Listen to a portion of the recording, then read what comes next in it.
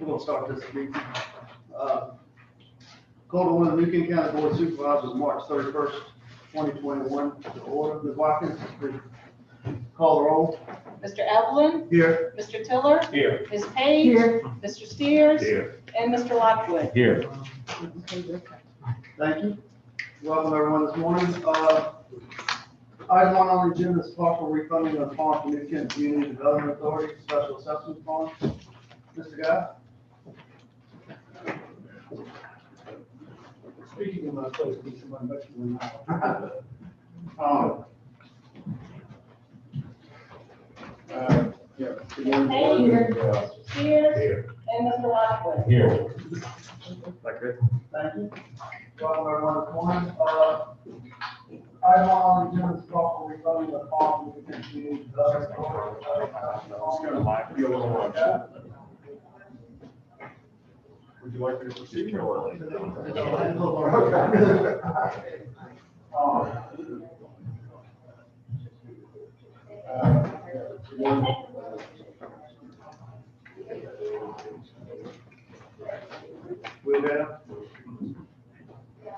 Morning, Mr. Chair, members of the board, members of staff. I really don't have a formal presentation to give today. We did submit a request to the county to allow us to consider a refinancing of a portion of the 2006 bonds.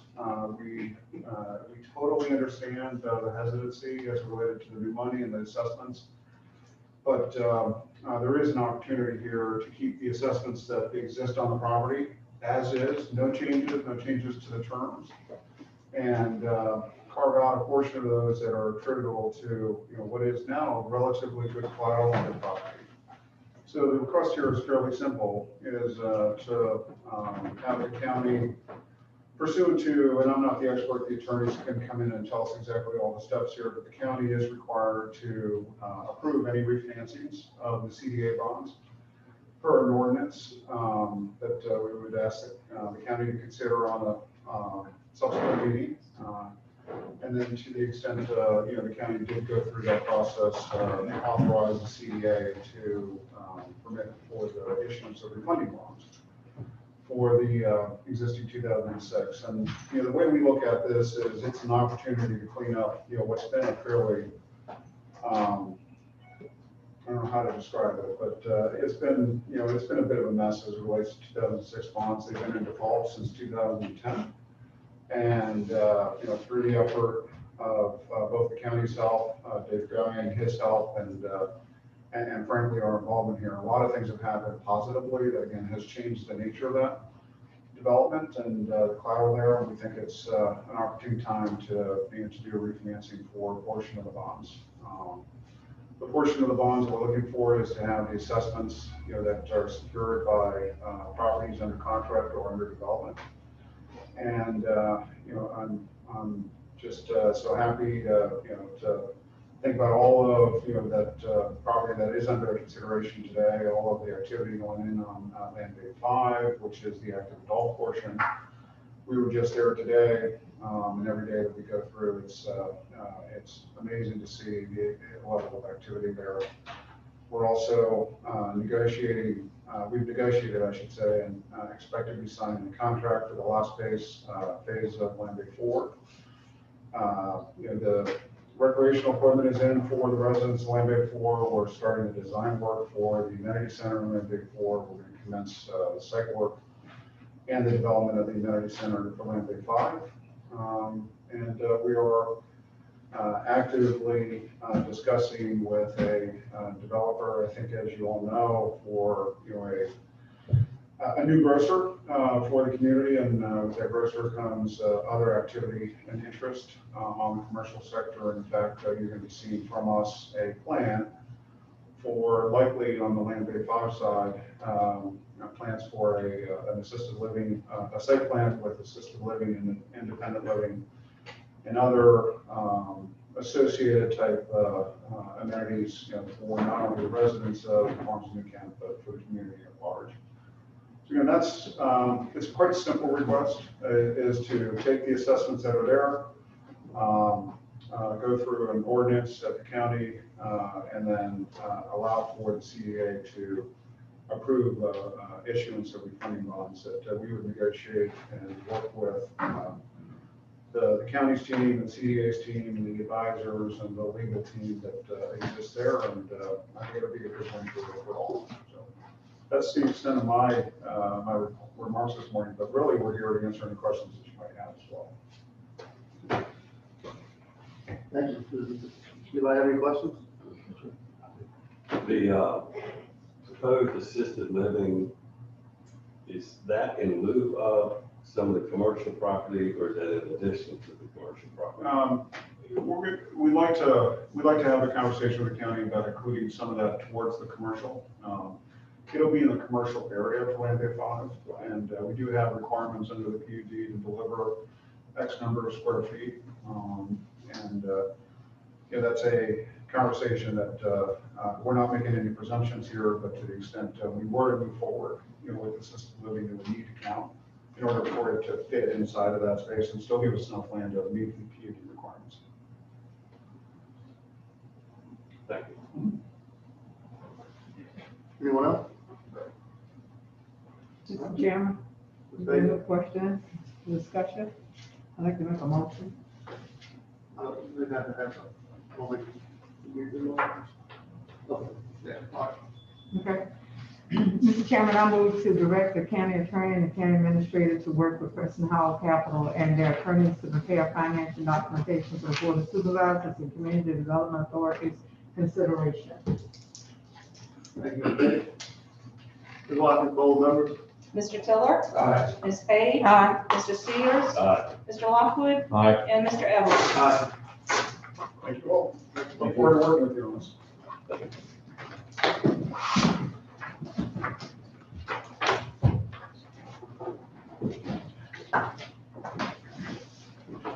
Next item is the sponsorship of the 2021 Virginia Derby pathway. Thank you, Mr. Chairman and members of the board. At our last regular meeting this month, we heard a presentation from John Marshall, the general manager of Colonial Downs, who informed us and announced to the public that there will be a 2021 Virginia Derby this year, taking place on August 31st, 2021. Mr. Marshall also made a request to the New Kent County Board of Supervisors to be a title sponsor for that event. The cost for that sponsorship is $50,000. If you so choose to do that, I have prepared a motion to move forward in that manner. And what would be involved is we would actually use the revenue that the weekly revenue that we receive from Colonial Downs to fund that sponsorship.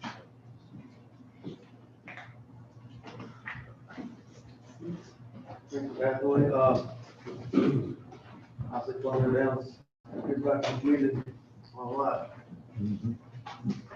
All around. Does anybody have any comments on? Mr. Chairman, Yes, sir. if there are no other comments, could I make a motion? Yes, sir.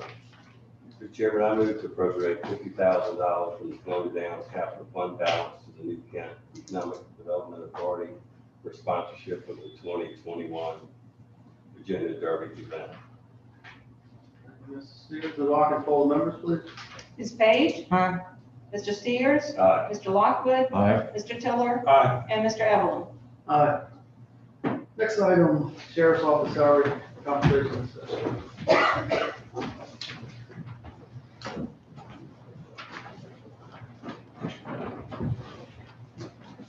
Mr. Chairman, the board, if I may, just before they get started, I want to thank the board for the opportunity to come before you today. Been communicating with a number of you over the last few years that the climate, as you know, for law enforcement and public safety has changed drastically. In addition, the compensation for each of our public safety agencies has fallen behind. We are currently in a position of having at least one sworn patrol officer in the process for another adjoining jurisdiction. And his reason in explaining to me he made an application for strictly financial.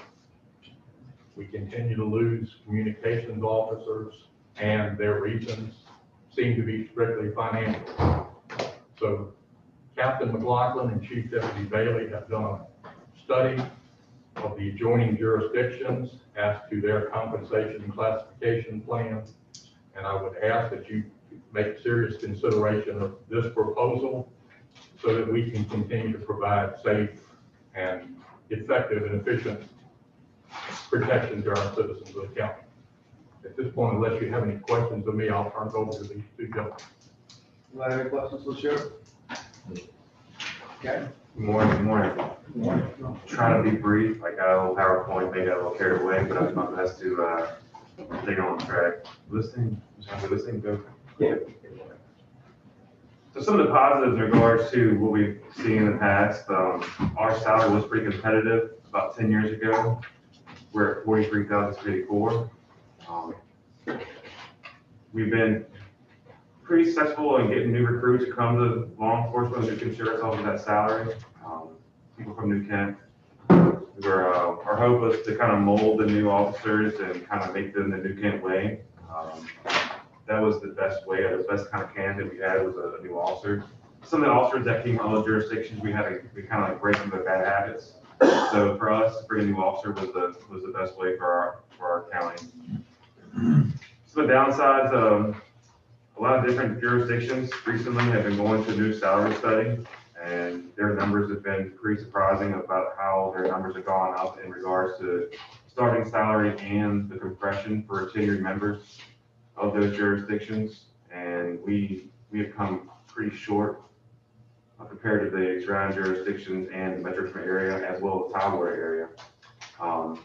So if we don't try to be proactive in this, we're probably going to wind up losing numerous people to other jurisdictions for higher pay.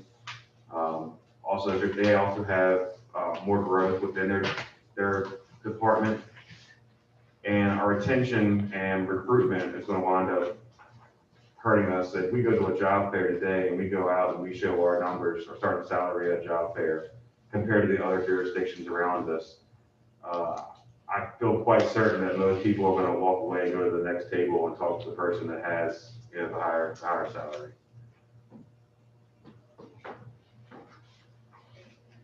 Our compression is really at a critical state. We do performance evaluations every year, but there's no incentive to go above and beyond.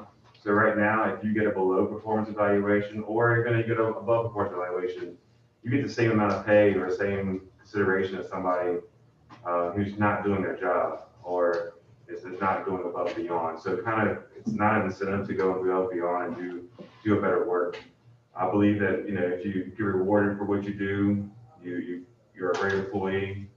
You'll probably wind up being a loyal employee, and you wind up staying with the county and being a loyal employee.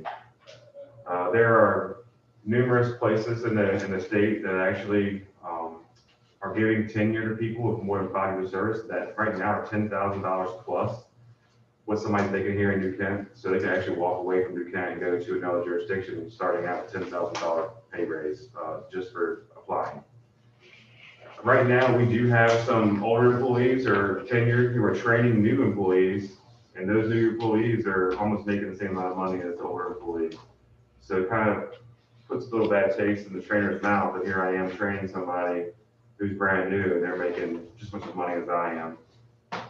And the only pay raises we receive in the county are through the board, through the cost of living raises, which we appreciate those very much, as well as the state budget raises. But a lot of times those get absorbed because they're the comp board raises or promotions, which we are a small department and we don't have a lot of promotions. When we do have them, they are very popular, but very few can get those promotions.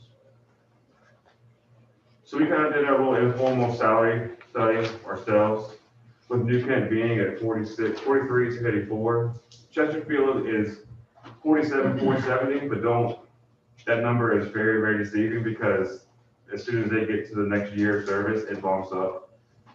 Booth 50,000, Hanner 50,500, and these numbers are probably going to wind up being inflated because some of these jurisdictions have not finalized their compensation agendas with the board. So these numbers are probably going to be a little bit higher. Henrico 51.9 and James City 45,674. For somebody who's certified, between 2 and 5 years of service, our salary stays the same unless you get a little bit of funding from the sheriff if he winds up finding a little extra money to help you out. But there's no plan in place in the county for us to look at and be loyal for your tenure to go up higher.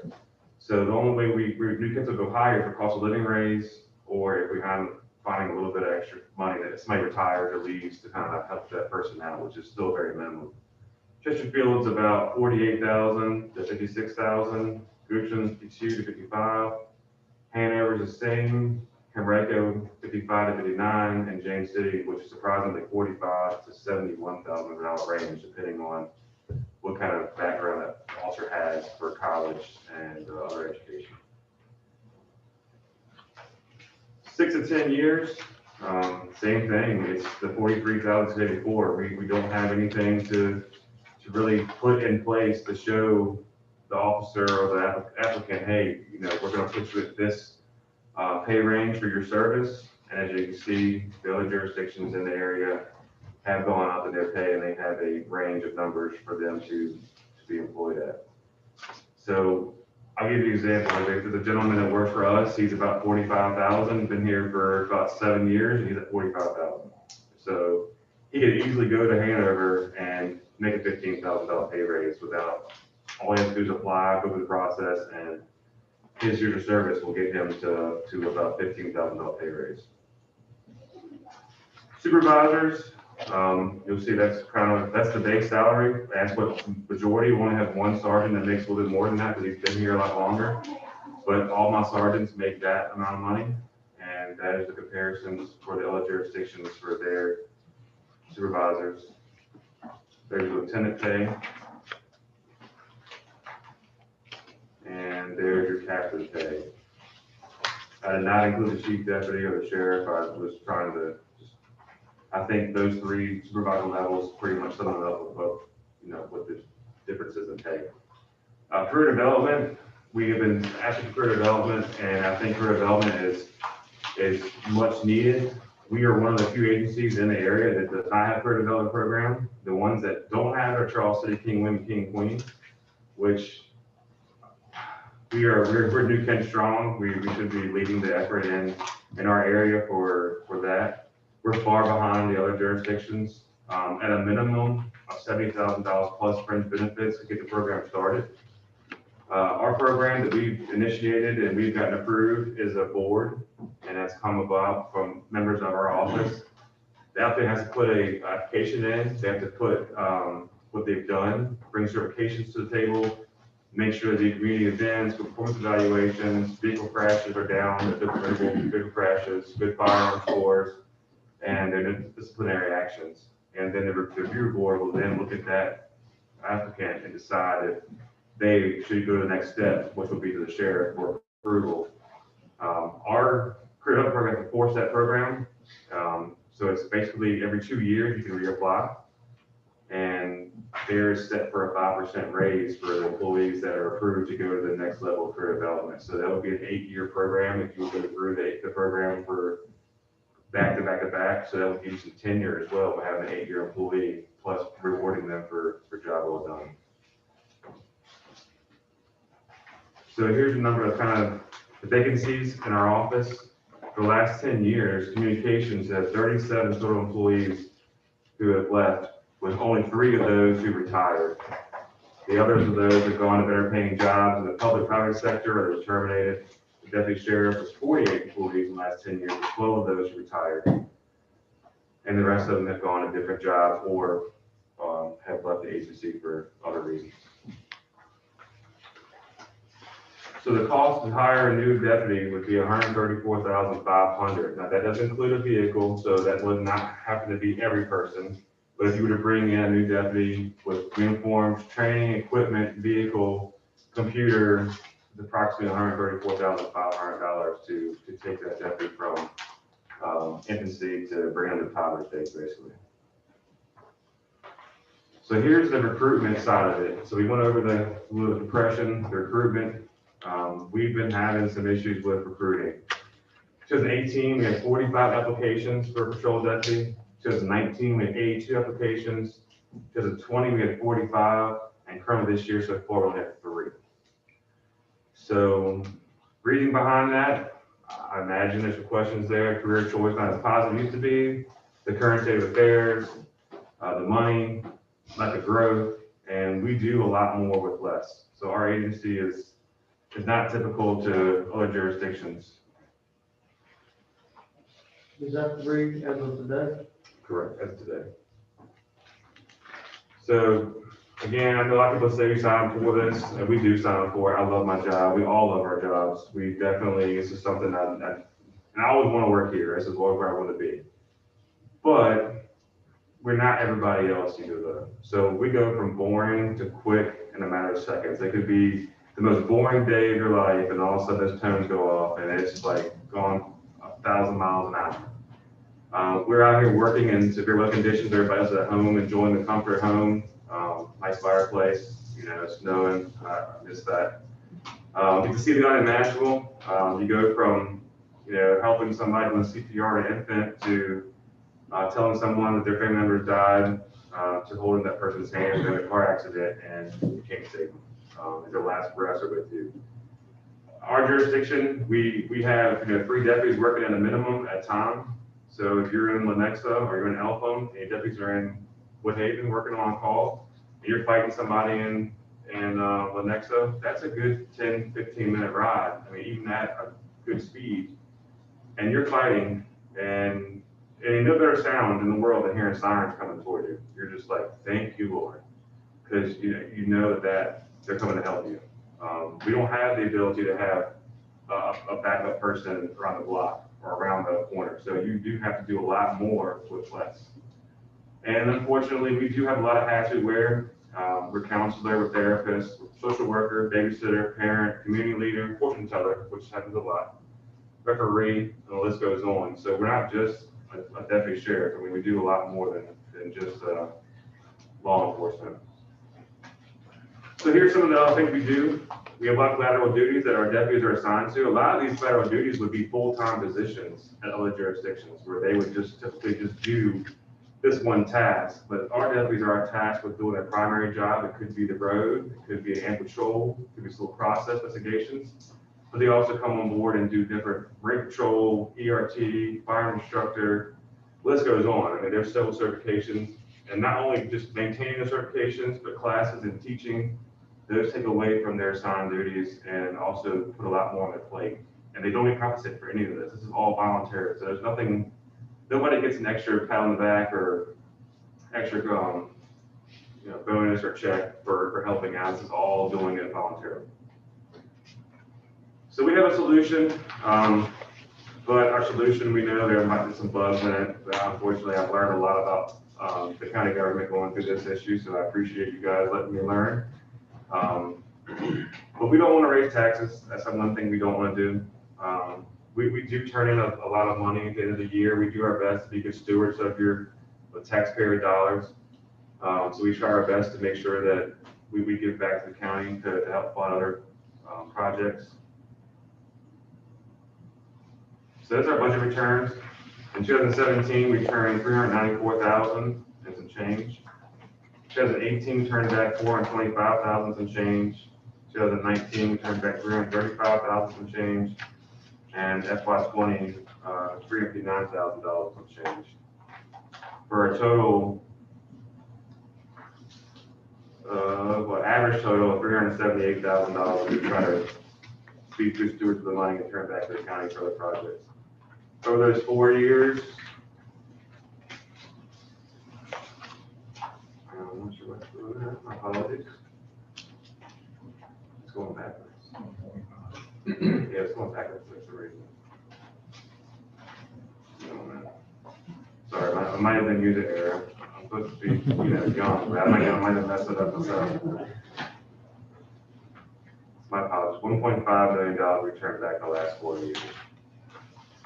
So our proposal would try to get a pay scale, so that way all the deputies and appointees and employees of the office would know based upon their rank and based upon what they have of their tenure, where they would fall in line if they were approved to get that pay scale due to good, loyalty, good performance evaluations. Every year will be a small pay increase. It allows them to look at their career path and find out where they can do, what they can provide for their families in the future. Sorry, this is really slow. I was hoping it'd be a lot faster. I'm gonna try to get through this. This is just a sample one. Proposal one, this is the full execution of the pay scale that we proposed. It would cost about $753,000 to have that pay scale implemented. And the main reason that number is really high is we do have a lot of employees that have been here for quite a long time and have not received the compensation that is equal to some of the jurisdictions that we're seeing here recently. So we started out with the recruit civil at $45,000. Once the recruit went to the academy, they go to $47,000 for their civil process. The recruit for the patrol side be $49,000, and then once they got out of the academy, it'd be $51,000. And then as you go down, the blue top would give you your years of service, and you just come down the line, and it would tell you what your years of service would compare to your rank, and that would give you what your salary would be for that year. We kind of broke it down a little bit where they would get years is 0 through 5 for the civil process deputy, the patrol deputy, corporal, the ACU, the dispatcher, the admin. It breaks down the amount of money they would receive per year for those years of service and those blocks. Supervisor a little bit more because if we do career development, supervision would not be allowed to do career development. So we were going to give the supervisor a little bit more of a bump in their year of service to help them out since they're not eligible for career development. Career development, unfortunately, if the deputy does do career development, we're afraid that a deputy might wind up making more money than a supervisor, which that would be demoralizing. It happens in a lot of other jurisdictions, and that's the biggest complaint that I've heard in all jurisdictions, that a supervisor who watches over these deputies is going to be making less money than one of their own deputies. So we kind of changed that number to kind of support that number so it does not get to that point. Number two, we're looking at pay plan 2, $565,000, and that's basically going with just the supervisors going to the bare minimum they would make on the list. So the deputies would go out and they would actually be full tenure, but the supervisors would start out at the bare minimum. So if you were a sergeant, you would start out at $68,000. Even though you might have 10 years of service, we still push you to $68,000, and you would start from there. And then we could try to figure out a way to get you to your regular tenure down the road once we kind of got everything worked out. And pay plan 3, which would be a $50,000 starting salary for patrol, and that would be $510,000 with benefits included, approximately. I'm not the best finance guy, but that's kind of roundabout way what I got. That would be in the same thing. The breakdowns are all the same for that. So the pros will be $51,000 for new deputies.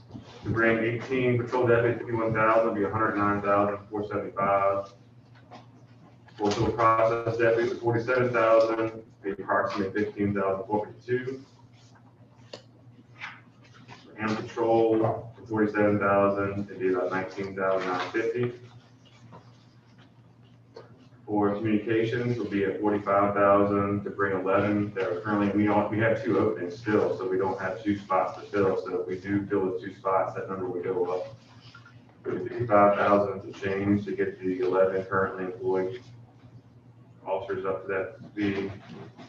And supervision, $68,000 for sergeants. To bring 6 of those up, to be $100,000. So you can see that's where the biggest difference in pay is, because that's about an $18,000 pay raise for a sergeant right now currently, which still is less than a lot of jurisdictions in the area. We know we can compete with Chesterfield and Henrico. We understand that. We're not asking to get to their numbers, but we're asking to be close, and that way we be competitive.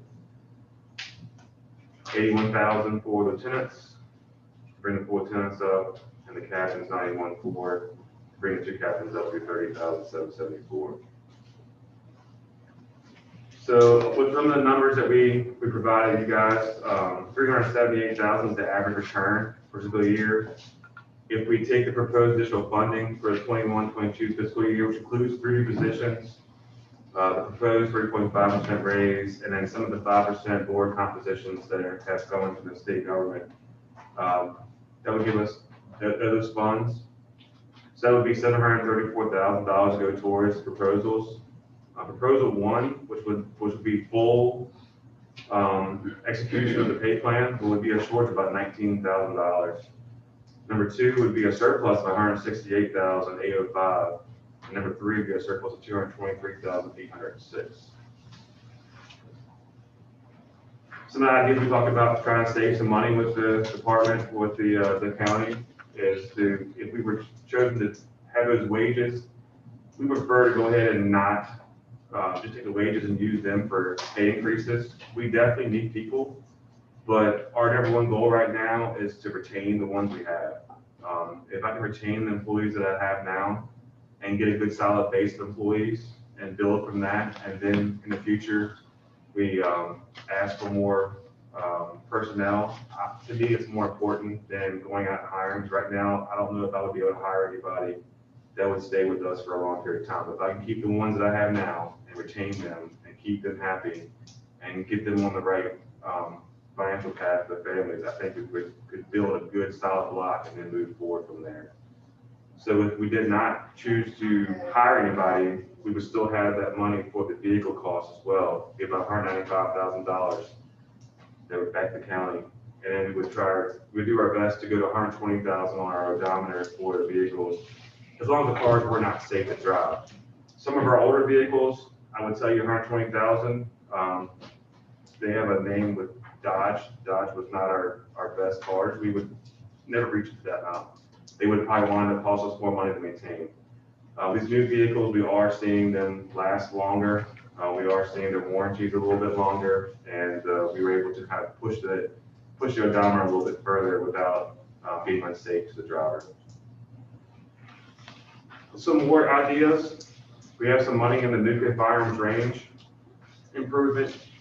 We talked about using the equipment from the county and trying to do it ourselves and still make it safe. About $25,000 to do that. I talked about doing e-ticket, which is electronic summonses, to make it more efficient for the court, for our officers, and help out with some of these state mandated reports we have to do. About $115,000. So not exact figures, they've been over $110,000 back to the county after they're completed. So in conclusion, our patch says pride in the past, facing the future, investing in our future. We do feel like that this new pay plan and progression and career development will lead us to our ultimate goal of being back to being one of the major competitors in the metro area. I believe we can try to use some solutions that would help without straining the budget and without putting the burden on the taxpayer. We're trying to think outside the box a little bit, try to get some options, solutions, and we appreciate your time and sorry to bore you, but I didn't bore you at all, but I just wanted to give you the information that we had. Any questions? If I may add, I'm very proud of the people that I work with. We have a great department. We have been accredited since 2003 and continue. It's not, as we said, that we don't need extra people. The county's growing. We heard this morning about some additional resident commercial space that we'll be adding to our duties as well as those that are already provided. I appreciate the 3 positions that have been full, will likely be recommended by the county administrator. Those are necessary, but it's also, if we can't keep staff at our current authorized strength, it's going to make it difficult to locate 3 additional and have a quality force. So we're doing all we can. I can't ask a whole lot more. You see our members, our personnel volunteering, coaching, sports, participating in other community activities. So it's not just as though they're here in uniform, they're here to serve the community in all of their capacities. Thank you. So this package had a little bit of information in it, the same thing we did with the pay plans, and a quick little statement for me as a citizen of the county as well as employee of the county. So thank you very much. Anybody have any questions, comments? Now, so we all know what's going on in the police. I'm interested in, Mr. Chair. Yes. Here you go. I'm interested in knowing, we see the salaries. What are the other benefits that, we provide versus the other localities? And what are the populations of the other localities versus our locality? And, those two things I'm interested in. So Goochland County is a very similar county to us. We were based upon, that's some of the Goochland materials in there.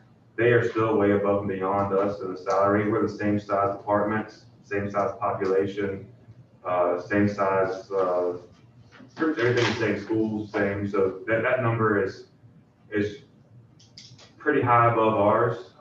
Chesterfield and Rankin, of course, they're huge. But we're losing people to those I'm jurisdictions. talking about the other benefits other than salary. With some of you have, you know, that we're even not receiving currently some of the benefits that they are, where they're providing education assistance, so they can assist with college. I think career development, just about every agency around us that to the west has. I think with most, they're still contributing to VRS, they're still paying healthcare, you know, they're providing the same basic services that the county is handling. And if I may, in addition, as they pointed out in the presentation, in larger departments, some of the teams that we have that our members are volunteering or assigned to are full-time positions. You're not on the emergency response team or the crisis negotiation team and working the road, working the course, and subject to call out. That's your full-time responsibility, like motorcycles. In addition, it's upward mobility. We're small, we don't have the promotions that a lot of these agencies have. Career development, we don't have. And not to sound as a wise individual, because I'm very much not. But in Henrico County, in Chesterfield County, in the city of Richmond, when a law enforcement officer responds to a call, he or she is responding with 4 to 5 individuals within the city block or within a half mile of their response. If they go to a shooting situation, they're 15 at a minimum responding. That's industry standard for something of that nature. In New Kent, I can tell you from past history, if you go to a shooting call, you are likely to be the only individual there for 10 minutes. So it's not necessarily able to compare Henrico, their population, to the New Kent population, or the taxpayer income to revenue.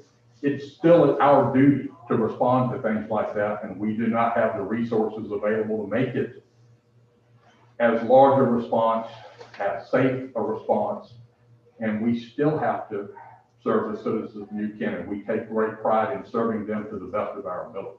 And then an officer in Hanover, Chesterfield, or Henrico, they get to the call and they do a report and they pass the report up. They don't do anything else. It's done. Their hands are clean with that call.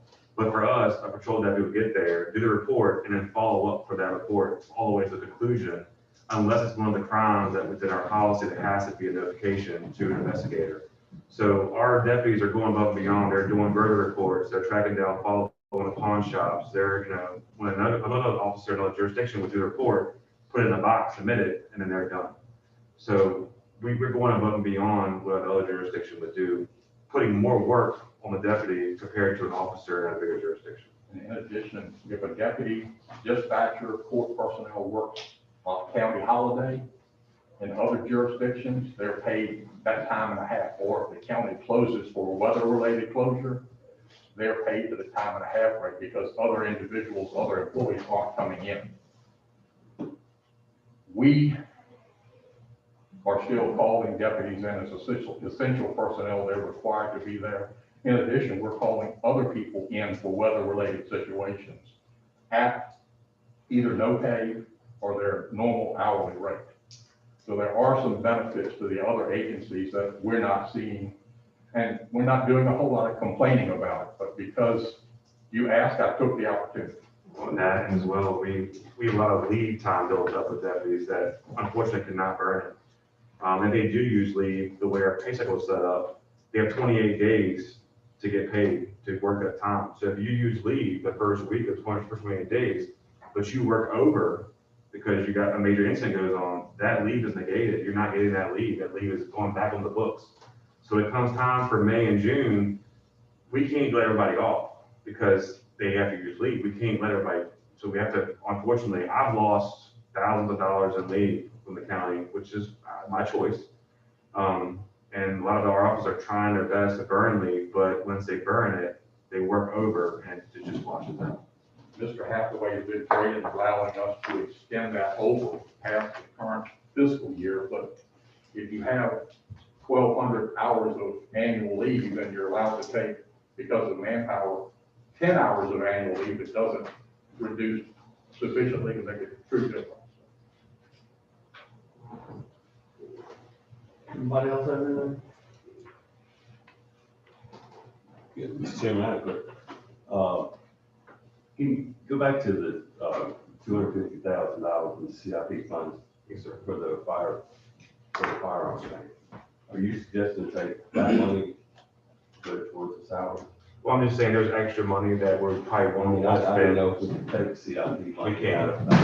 But, Yeah, that's what I'm saying. That's why I was just saying there's extra funding still though going back to the county that we won't use. right. So if somewhere down the road, that money will help out in future projects that maybe we were shortfall, we can say, hey, we're trying to help out by not using, we'll use our money wisely. Okay. Yeah, I understand that the salaries, that's one thing I've learned going through this process, that the money may be there, but it might not be for this particular reason. So, I learned that a long time ago. yeah, so I just learned that through this process and some of this, the slideshow was made before I learned that, so my apologies. That's okay. And I believe that unexpended capital improvement funds, then if they're unexpended, they go back into the general fund for future county use. What, 5 year? Yes, money that's not spent in our capital fund goes back to our capital fund balance for other capital projects. After 5 years, if it's not used, or is there a time frame? No, whenever we determine that that project is not moving forward or there's remaining funds, we can put that money back to fund balance. Yeah, thank you. I think one of the most shocking slides is the recruitment, the applications you have read. Yeah, I think that does it all, so, obviously. I wonder, not to interrupt, but I wonder how that compares to the other counties. Everybody is down right now, and the problem is, you have such a small pool of people to pull from right now. Everybody is trying to hit that small group. And, you know, those that have the higher salaries, that's where they're gonna look. So I will tell you, we have sent the last 3 or 4 new deputies to Hanover to their county because they just don't charge us to attend. And each of those have been recruited heavily by Hanover, and I've gotten calls from the sheriff up there asking where we get our recruits because he says they outclass his by miles. But that's for Hanover is turning people down based on criminal activity, polygraph, that type of thing. So they are receiving a few more applicants than we are, but their salary and their benefits, of course, are higher. Yeah, we have one deputy in the Hanover process right now currently, and he's actually notified us and told me what his salary would be before their new salary study comes in. And his new salary before their salary study was still $5,000 to $6,000 higher than what he's getting paid now. So you can only imagine, once their new salary study comes in, their new pay rate comes in, he's gonna probably be at least another $8,000 to $9,000 higher. So I can't blame him. I mean, I want to keep him, but I can't blame him when you know he's been offered a pretty sum of money. And he only has 2 years experience. There are discussions among our people about a fair number looking at other places just for financial reasons. And I can't blame them, but I really don't want to have the same deputies working 24/7 because we don't have sufficient coverage in the county and don't have people put out there. Some of the monies that were given back that the captain discussed were vacancy fundings where we had no people to fill those positions.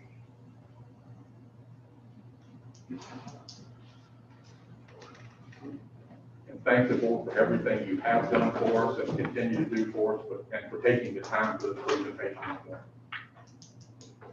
I think it was a very informative presentation, very, obviously spent a lot of time on it. We'll have a lot to look at on this budget process, you know, for the thing, that's what we studied, and I'm sure we'll have some more questions, comments for you all. Thank you very much. Appreciate you. Have a great day. Thanks, man. Thank you, appreciate it.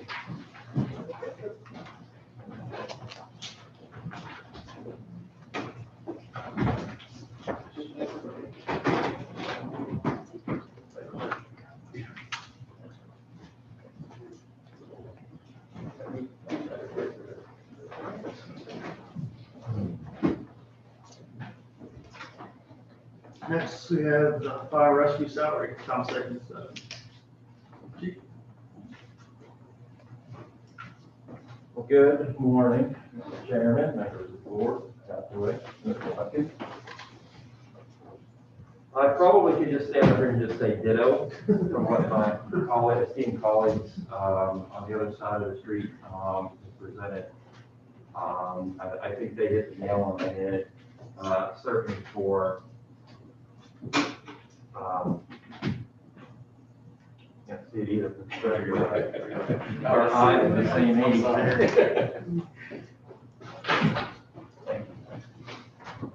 But as far as their presentation goes, I applaud them. It was a wonderful presentation, and I have a very, very similar presentation. I'm not gonna hit on and beat a dead horse because you've already heard that. I'll go through and we'll cut kind of to the chase here to have our presentation here. But before I get started, very similar to the sheriff in his beginning, public safety is not a glamorous position anymore. It used to be.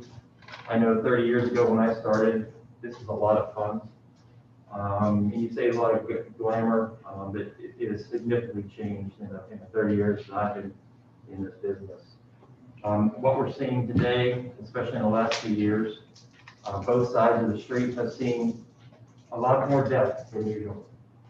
We've seen a lot more trauma than usual. We've seen a lot of people having a lot of bad days out in the field. And that resonates back to our folks who actually see that, who take that home to their families and hold that inside. We're seeing a lot more firefighter suicide rates in the country. We're seeing a lot of folks coming into work who are just not mentally ready for it to be work. This week alone, we had one that we had to send home just because they were mentally have issues going on at home and they physically couldn't do their job. And it's all because of those outside economical factors that keep pushing on our folks. Society.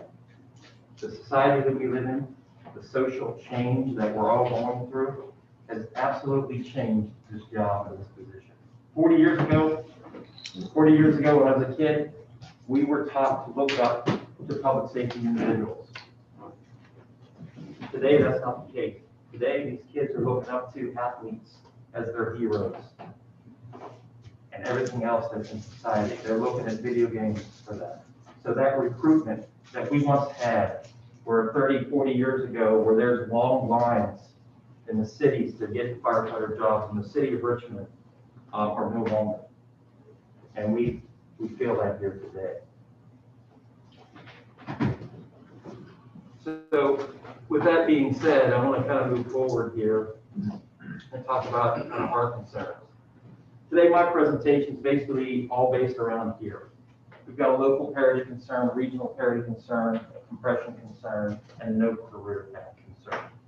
We add that to all the stale employment, low morale, employee turnover, and that equals transitional department. Both us and the public safety and the sheriff's department, we become a transitional department, and I'll explain to that the downfall of what that means for us. So let's talk first, before we go into regional parity, local parity. If we have an individual looking to go elsewhere, they can look right within this county, where we have a starting firefighter at 39,739 and starting deputy in the sheriff's office at 43. So we already have a parity problem here locally at that public safety level. And there's your difference, about $4,000. So there's our first issue or concern that we have. continuing on that, as we get into the region, and as Captain McLaughlin and Sheriff McLaughlin and Chief Deputy Bailey it's all around us. It's hitting us all around. We've lost 8 firefighters in the past 3 years here, 2 to Richmond, 1 to Hanover, 1 to Henrico County, 3 to James City County, and 1 to Williamsburg. And as you see, the biggest issue here, when you see that, is pre-certified. You never used to see that. You never used to see that in the big cities, Chesterfield, Richmond.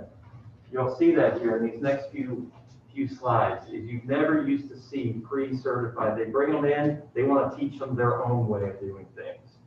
Not so the case today. Something's not working there. All right, here we go with Richmond. Okay, we take a look at Richmond, certified. I can guarantee you 30 years ago, it was a fight in the street to get on that list in the city of Richmond. And I know there's individuals in this room who tried that list a long, long time ago. Louisa County, okay, and there we go, 40-some thousand, I'm sorry, 45,000, 48,000 advertising. So yes, they're putting all this advertisement out, and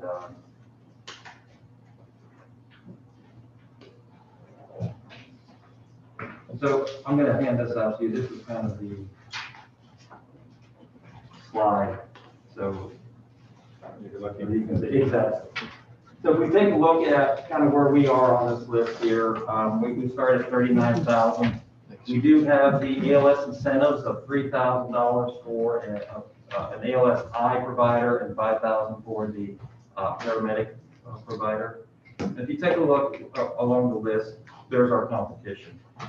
And no surprise, we are on the lower end of that list. Also, I think a concern comes to when we take a look at the hourly rate that's tied into that salary. 70% of our firefighters are under $15 an hour. I know there's a lot of talk right now at the Congress level. Minimum wage coming in at $15 an hour. That's something that we need to be concerned about going forward if that does happen, because we'll have to take a pretty big hit going forward as a county. We have 6 folks who are barely over this due to ALS incentives, and then 8 of them are at officers' pay. So another concern that we have is the compression. I know Captain McLaughlin talked about this, but we have a 12-year firefighter, and this is kind of an example right now. We have a 12-year firefighter with a salary of $42,548. We have another firefighter who's less than 1 year with an ALS incentive making $44,739. And then we have a firefighter less than 1 year with no incentive at $39. And if you take a look at the differences on the bottom, that 12-year firefighter is making $2,200 less than a firefighter with ALS that's been here less than a year. And then we have, he's making only $2,700 more than a brand new recruit coming in off the street. And if you take a look at that number right there that I just circled, $232.41 is what that individual over the 12 years has increased by year, $232.41 a year for 12 years. Also, in our officers, we have a captain with 17 years experience, and we have 2 captains with 12 years, and they've got the same salary right now. All 3 of them have the same salary. The gentleman that's been here for 17 years has got the same salary going forward. So as you can imagine, you know, it's pretty disheartening for the folks, the veterans who stayed here, who got the pride to be here, and who want to be here. The next concern obviously is that lack of career path. I know Captain McLaughlin did a wonderful job on his career path, but I don't think that we need to just focus that on public safety, but I think all the county employees need a career path. You know, how can our county channel that top talent to stay and grow within the department? And I think the career path is the answer to that. And we have to answer 3 questions. You know, are there real career opportunities available right now? Are there real career? And within my department, the answer to that is no or very, very limited. Are there opportunities visible? coming into the department, you see officers there, but you see officers who've been in those positions a very long time. So it's very, very vague. Are there support structures that facilitate internal career moves? Yes, we do our best for training, but again, there's no career path to show that, hey, I want to be a driver in this department, that's all I want to be. So in 30 years, 20 years, where am I going to be on the salary list? They can't see that, it's not visible. So we can't answer affirmative to any of those three questions right now in the department. Also, a big problem, nothing is merit-based. Yes, we do all of our employee evaluations, but nothing's tied to that. So basically, our top performers are mixed in with our bottom feeders. It doesn't matter if you come into work, put your feet up and don't do a darn thing, you're gonna go home with the same amount of money that top performer is doing.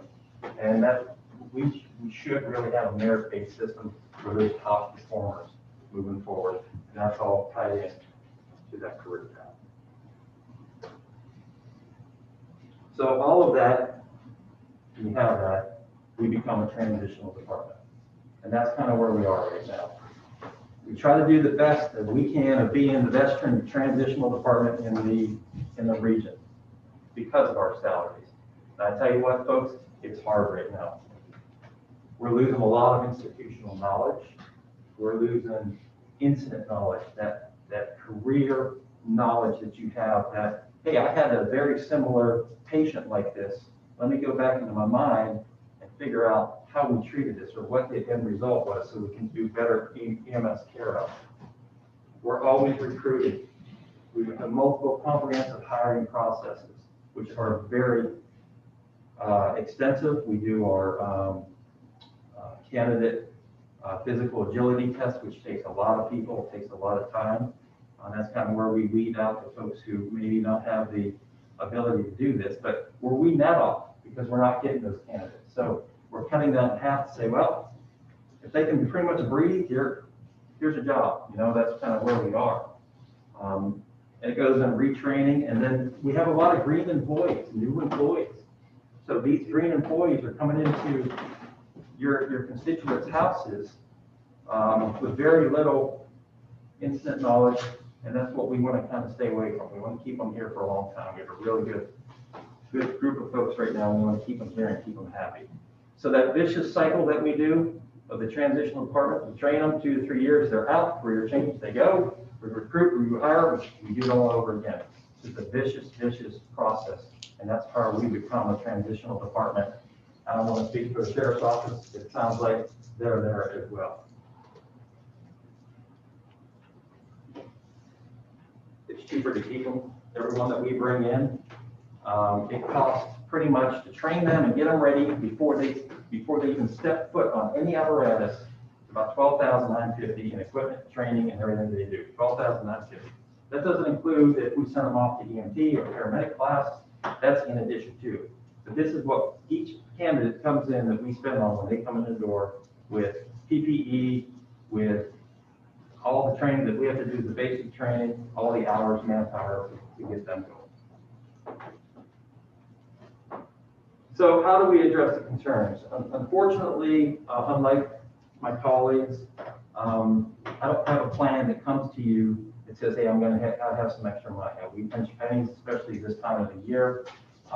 Chief Bishop knows that I scrutinize every penny that we do, especially the last 2 quarters of the year, to make sure that we have a balanced budget at the end of the year. But how do we address the concerns? Well, obviously, in a salary adjustment option, very similar to Captain McLaughlin's presentation. Mine's a little different, but it's a 2-year phase-in plan, and it's 47 positions in phase 1, which is all the ground pounders, all the admin staff. It does not include any chief officers, because this is not about me, this is not about the chiefs, this is about the ground pounders who make it happen every day. The folks who are out in the field at nighttime, who are dodging lightning bolts, who are dodging trees falling on them, while we're all snug in our little beds, they're out there doing it. And the other thing that I say about that too is, unlike other employees where at 3:45, we're shutting down windows, they work till 7. If a call comes out at 6:59, they're going. They're not shutting down 15 minutes early, they're going. So, you know, it's a special group of folks here that's doing this stuff. But we figured that in our presentation, that it's not about the chiefs, it's not about us, it's about the ground pounders. And then in phase two, obviously, this is the compression, and this encompasses all the positions. And that right now, my phase one total request is looking at about 346,819. Here's how that came up with on this methodology. I'm sorry, I don't have this document. I saved some paper today. Sorry, I have treaties on this one.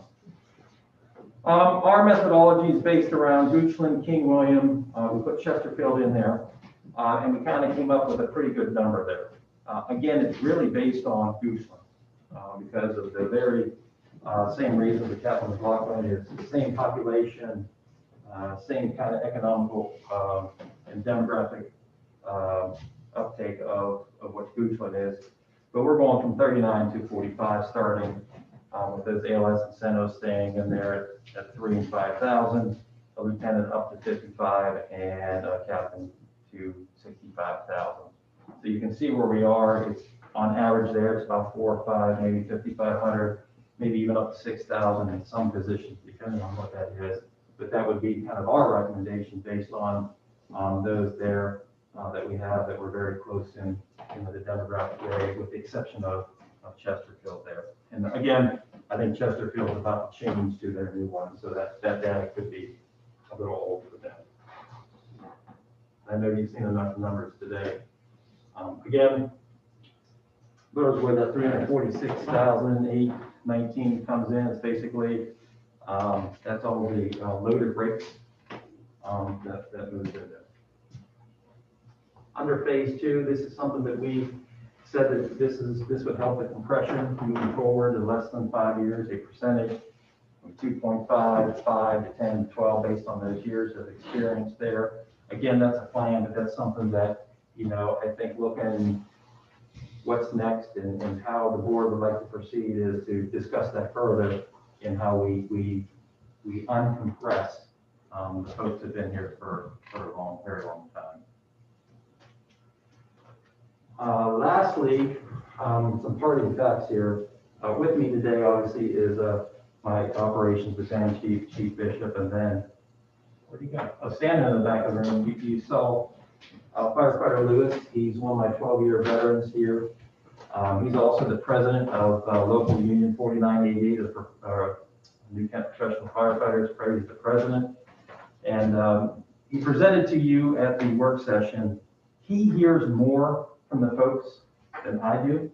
They open up to him a lot more than I do. Obviously, when I'm around me, everything's fine and dandy. These guys are, hey, everything's great. You're wonderful. The whole thing, everything's wonderful. But when they're in the firehouse and they're talking to the union president or the union secretary, that's when everything really comes out. And I asked him to make a collection for me of, hey, what are guys saying? What's going on out there? And obviously, just like our health epidemic that we're going through right now, I think our whole public safety team is in an economic epidemic of their own. We're hearing a lot of this. Most firefighters supplement their incomes with overtime, 2 to 3 part-time jobs. And this obviously takes away from their families. If you don't know, firefighter divorce is at an all-time high, almost at 24%. I think it's a public safety thing, 24%. That's pretty high. That's because they're trying to manage multiple things, and they're never home. They're never home.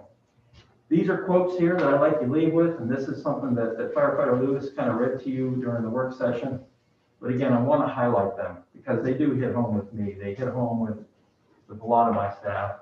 And I work 2 part-time jobs in order to supplement my income. I have to work 200 plus hours a cycle in order to support my family. I'm considering moving back home in order to have time off. My mortgage and normal bills alone have nearly absorbed my New Kent salary. I'd be living paycheck to paycheck without part-time employment. Lifestyle changes have to happen in order to reduce hours at work to improve home life. I'd like to live and work here permanently, however, I cannot afford to live in New Kent. And I want to start a family, but fear there is no long-term future here for me. I think that red box says it all. I don't need to be up here as a chief telling you all that, but that red box right there is from the ground, and that's what our folks are saying to their peers about asking, hey, is there any future here? Is there any more growth coming?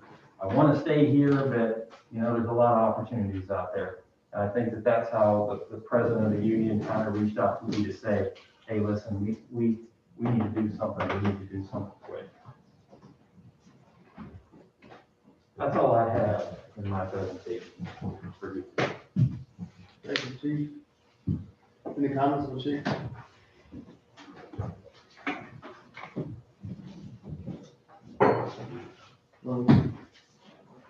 Thank you. Well presentation, well done presentation.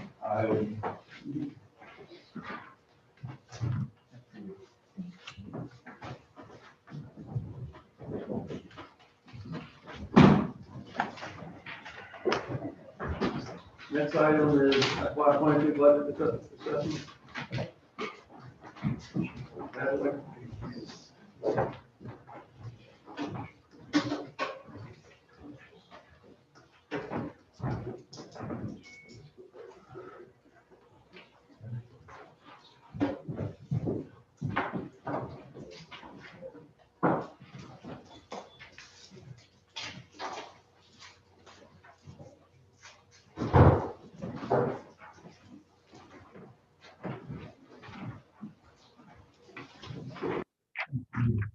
I added this item to the agenda of the board, just to give you an update of where we are with the FY 22 budget process.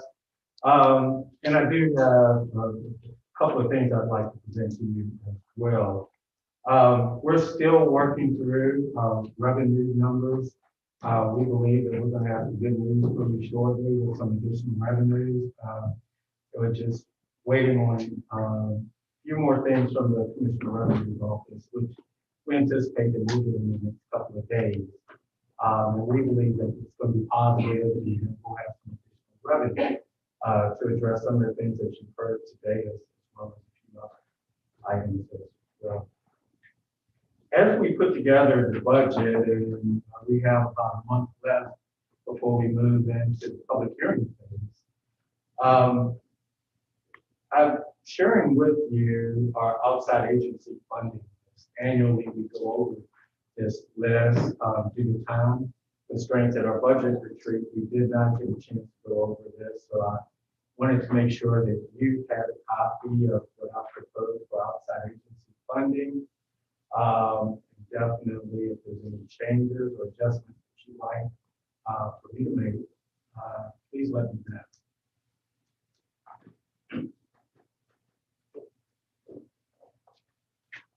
Anybody? I don't see any stand up and leave.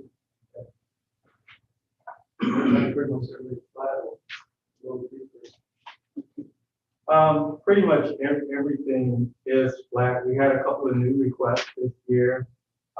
New Kent Robotics, that's a new one on the list that we've not received a request from in years past. Pretty much everything else is standard. Our normal agency exception.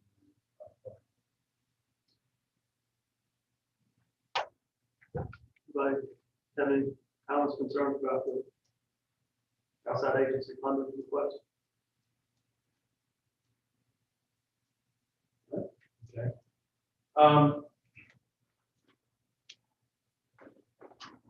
Next item, at our budget retreat, I presented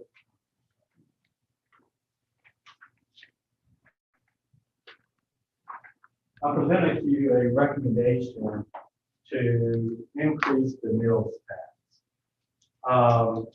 The General Assembly increased the limit for localities from 4% to 6% in the last General Assembly session. They also removed the requirement of having to have a referendum in order to impose a meals tax for localities.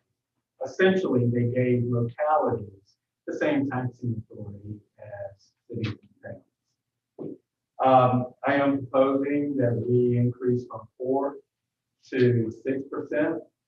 Along with that increase, the revenues anticipated to be generated for next fiscal year is $591,000.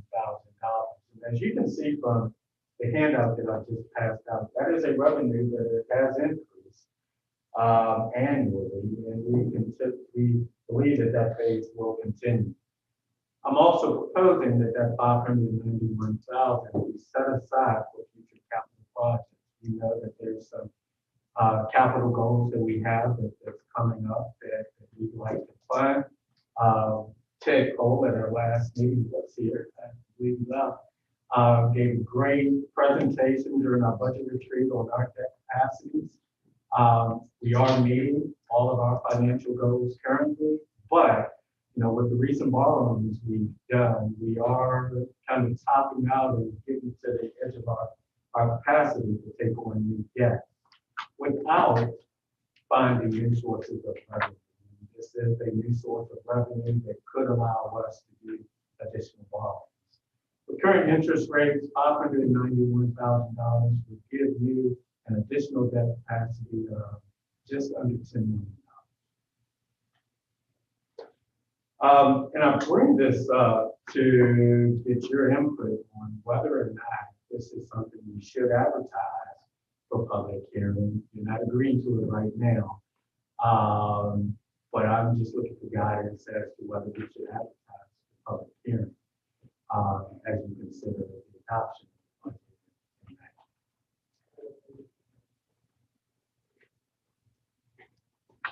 budget. I had one more comment regarding this handout. This is the revenue, meal tax revenue that we have broken into yearly and monthly revenues. And I think it speaks for itself. And there is a typo, that should be July on the bottom. There's 2 June, but in June, July. The highest months that we collect meals tax revenue are those summer months. Which tells me there's a lot of people getting off the interstate, traveling to vacation spots that are stopping in weekends and purchasing meals. So we have an opportunity to collect a new source of revenue that will not entirely burden our county residents, as would a real estate or personal property tax increase. First, we get to bring in some outside revenue.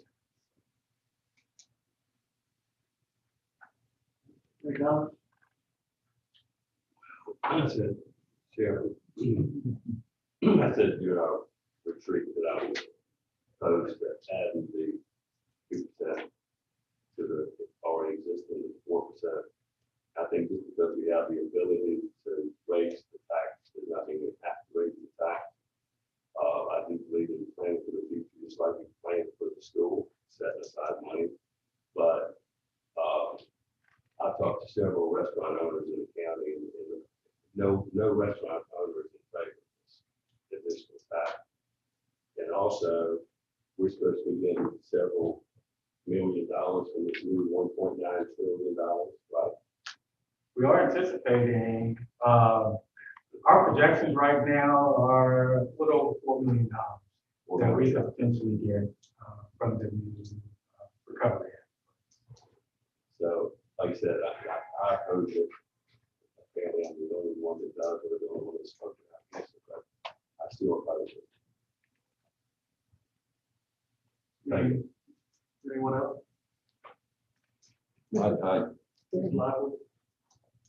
I would just respectfully disagree with Mr. Spears.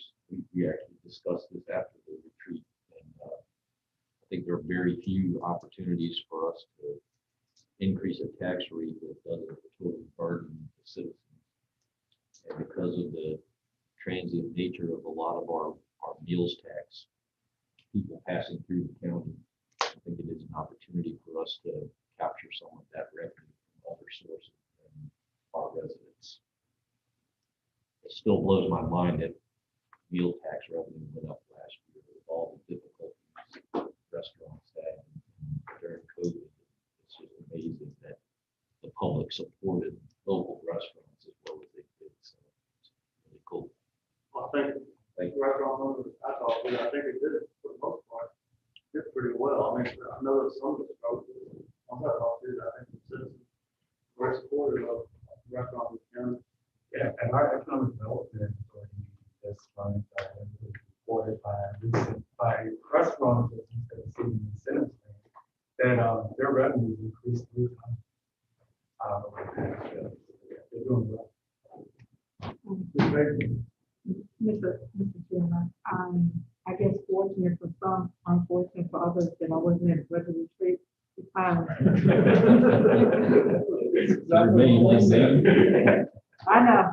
about it anyway. I think that this morning we heard presentations from our sheriff's department and from our fire and rescue department. And I sit here and I listen to them and I look at tax rates in the area that our salaries are compared to. I look at that. I look at not only our sheriff's department, our fire department, I look at our county employees. So when we talk about salaries and we talk about what we do for the funds that we have and for the taxes that we collect, I look at that and I look at that a day is coming soon and very soon that we have to, the board, have enough vision and enough, I don't want to say courage or whatever it takes, but we have to look at not just the presentations given today, but for our staff that come here that have been here 12 and 13, 14 and 17 years or however long they've been here, and some as much as 25, 30 years. We have to look at their salaries too. And with that, it comes with a price. And so I think that as a small locality, we don't have the businesses that to support us like the Hanover, Henrico, Blueprint, Specialty Accounting. We don't have that. So this is an opportunity. We were fortunate, and I know people beat up the Wendy's and the McDonald's and the smaller restaurants. However, we did very good. And at this time, when everything's sitting down inside eating, we had a lot of drive-throughs.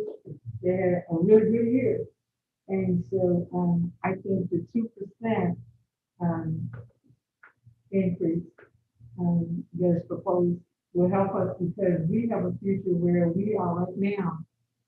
Where are we going to, we talk about hiring employees, where are we going to put them? Where are we going to put them? We talking, I mean, right now, our county is everywhere trying to get an aid, you know? So where are we going to put, when are we going to plan for, we need a facility for just our admin staff, for just our basic planning, building, admin staff, where are we going to put? And when are we going to start setting aside for that? And so I think we need to look at that. And I think that as we have tried since before my presence on the board to be good stewards of all of our funding. And I think we have been very good stewards, but then it becomes where do we get our funding? And we always say, well, you know, if we have more businesses, so we have some opportunity. And that doesn't mean that we beat up on restaurants with meal taxes. But I mean, we have to think about where are we going to get the funding?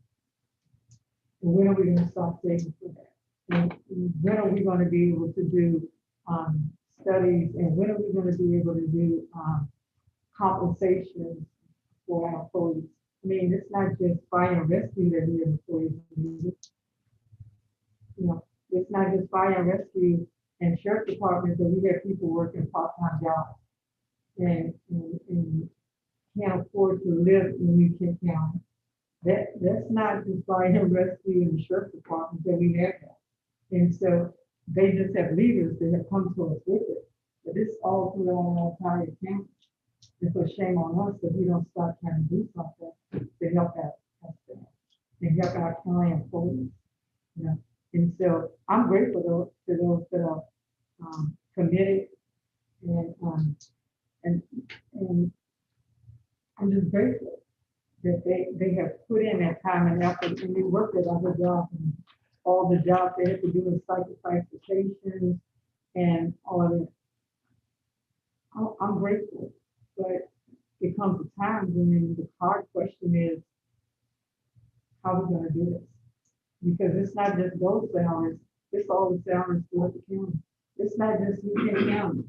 I sit on regional boards, and that is a discussion that comes up with regional boards all the time.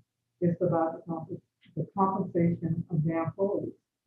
It just so happens that they have hotels, restaurants, and all these other businesses that encaptures, but with all of that being said, their real estate taxes are still higher than theirs. And so I think for that, there's something that we should be proud of, you know? Because we do have those that can't afford personal property tax. But, you know, they have to make a decision with that. They have to make a decision with their real estate taxes. And so we are, I think, we're, I don't want to say champions, but I think that we do our due diligence to the best of our ability, and we do a lot with what we have. And so, I'm sorry you missed me at the budget retreat, but this is what you get today. That's my consent. So, Deacon, thank you. The guidance I'm getting is to advertise it for public hearing. We're not committed to it yet, but it will be part of the advertised recommendation. Also, just want to let you know that in the next couple of days, as we finalize our revenue numbers, I will be sitting in our chief in the sheriff's office, and going over those numbers and what we're thinking about as well. I do believe we are going to be able to address a lot of the needs. We have identified a significant amount of potential for a significant amount of additional revenue. But definitely do some. That's all that I have for budget. I'm sure I'll be presenting more at our upcoming regular meeting. Thank you. Anybody have any other? With that, I probably got asked about it just shows, you know, we're doing a lot for our citizens, and you know, we're building a new school for the kids and stuff, and all this is great. So we don't seem to ever find out too much what we can do about our older people. And I asked Laura Shimovich a couple months ago to give me projected figures on 65 and older disabled for personal property exemption, and that's what I handed out to you this morning. So I'll give a copy of this after that's released with that. I know it's the exemption is not only age 65 and older, but you also got to be a certain income bracket. And I think the vehicle also can't be valued over a certain amount. I mean, I know somebody's 70 years old, they got a BMW, they might drive a Mercedes, they probably don't need too much help to do personal property tax. But we got some people in the county that drive a 15-year-old automobile, most fixed income. It would be a whole lot, maybe $600, something like that, but that was certainly that far over. So you would like the staff to work with the Commissioner of Revenue to look at the income level thresholds that are currently. And I know a lot of that, they code that not only age, but also income. I believe so. I believe there is some flexibility for adjustments that we could make that could qualify. I would expect you to.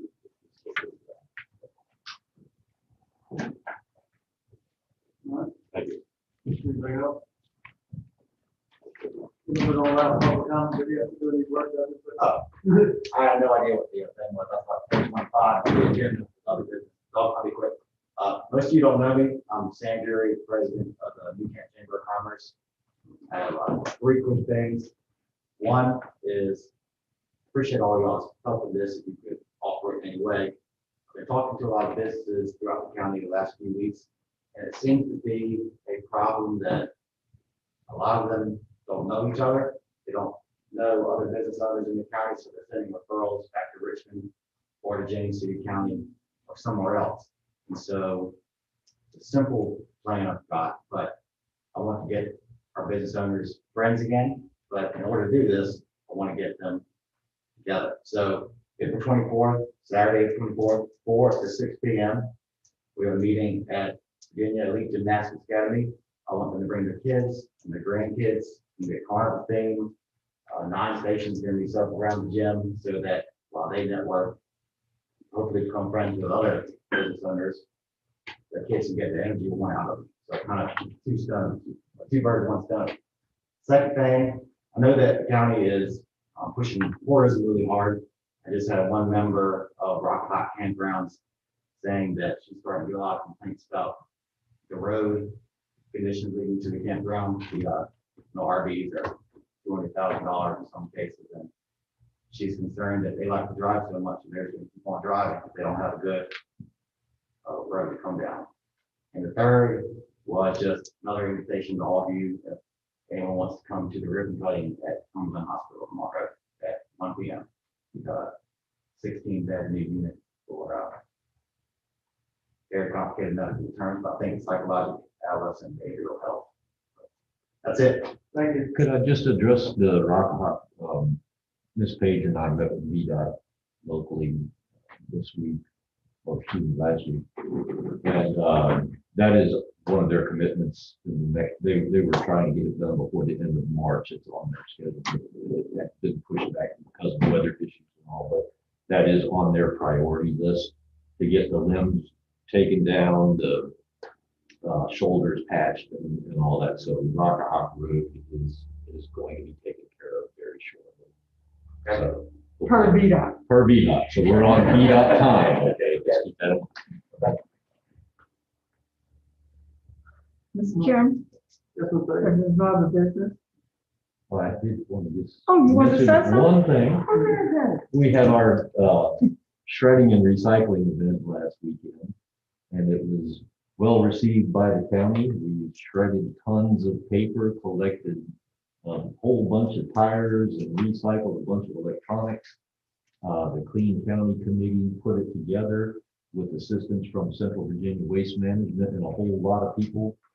We had VDOT or Walmart employees that volunteered along with a lot of other folks in the community, and it went off without a hitch and was well received. So thank all the members of the community that recycled instead of littering. Thank you. Thank you, Ms. Lawler. Yeah, Ms. Sampson.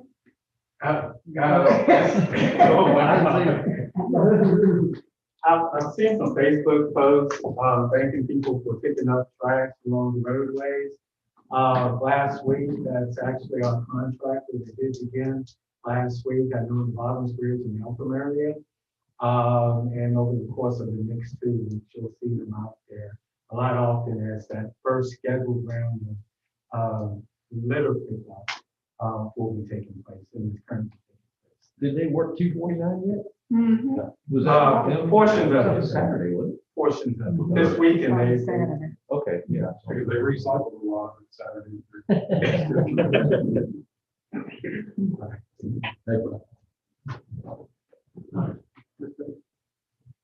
Well, one thing before I say that, I just want to, I do want to reiterate that New Kent County does have a COVID vaccine call center. The number is 804-966-9677. And we encourage you to register with vaccine.virginia.gov, which is the State Department of Health, also with the Chickahominy Health District. However, 966-9677 is the New Kent County vaccine database call center, which we have a database which includes our residents here in New Kent County for the vaccine clinics that are held on Fridays at the New Kent High School. And so I work the call center and we get a lot of calls that are registered in New Kent. Well, the health department is not, if they set online, it is not New Kent County. So if you register online, it is not with our New Kent County call center. So again, 804-966-9677. Mr. Chairman, I move that we go into closed session pursuant to section 2.2- 3711A, that's 5 of the Code of Virginia for discussion, including Project Solid, potential business where no previous announcement has been made, other business interests locating its facilities in the county. Thank you, Dave. Welcome, board members. Mr. Spears. Aye. Mr. Lockwood. Aye. Mr. Tiller. Aye. Ms. Page. And Mr. Evans. Thank you for everyone coming, this morning. There'll be no action taken after